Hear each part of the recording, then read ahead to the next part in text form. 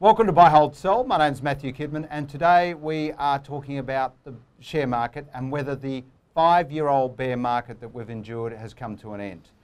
I've got Ross Greenwood with me. Ross, welcome. Welcome to you as well, Matthew. So this is an interesting conversation, isn't it, really? It's been 5 years. 5 years. Are we on the way out? Are we back in a bull market? Look, this is such a hard conversation because, again, just like the economy, the stock market is going to be patchy.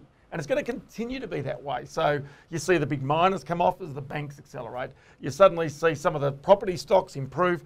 The themes. Interest rates are going to continue to fall. So that means your banks and your property companies are going to continue to improve, at least for the time being.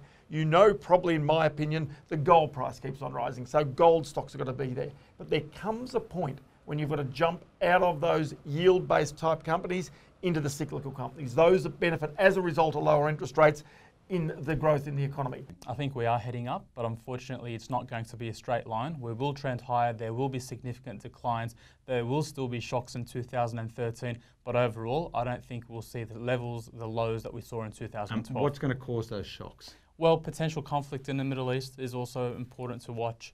We're still waiting for a Chinese response, and if the market doesn't get it, it will be disappointed, and the US debt problem has still not been solved. I think the market will also be looking for answers there. And answers to them are going to be the positive influences? Let's hope so. We need them to be because we think the market will go up. But if they disappoint, then unfortunately we're going to get shocks downwards. I think 2013 is the first full year out of the secular bear market we've been travelling through.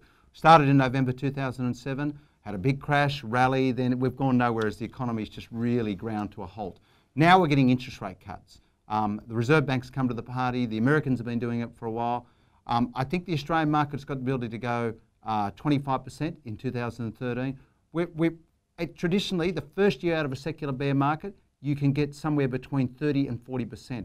Back in 1992, November 1992 through to February 94, after that bear market, we got 65% in one hit.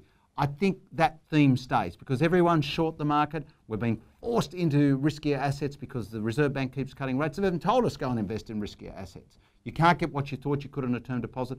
That's the first leg out. And it will be a very, very long bull market that we enter. It won't be 60% every year, but it's the start of something.